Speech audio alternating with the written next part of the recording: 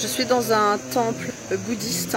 On peut entendre les moines prier, c'est vraiment magnifique. Donc ce bruit que vous entendez, ce sont des prières. Regardez, c'est vraiment très très beau. Et je voulais vous parler des différentes âmes qui nous entourent. Et vous allez sans doute vous reconnaître. Et déjà, sachez que... J'espère que vous voyez bien, voilà, j'ai envie que vous voyez cette petite statuette.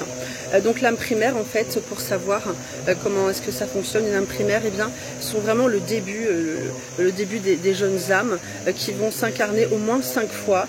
C'est le guide qui va choisir la vie de ces jeunes âmes, car elles n'ont aucune expérience, elles ont été auparavant plutôt minérales, végétales, puis animales.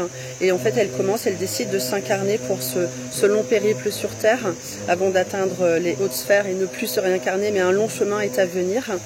Donc la jeune âme, comme je le disais, c'est le guide qui va choisir ses parents et sa vie. Et les parents seront aussi des jeunes âmes pour qu'ils puissent se comprendre. Évidemment, il n'y aura pas d'ouverture de spiritualité dans ces premières vies.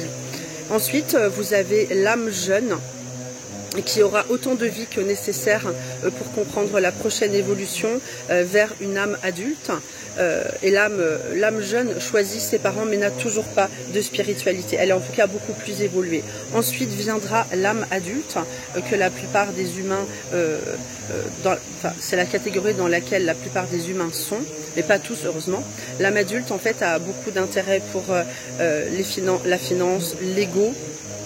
Elle va choisir ses parents et elle va commencer à se tourner vers la spiritualité. C'est une ouverture de conscience, confiance aussi. Et elle pourra ensuite passer au stade de vieille âme.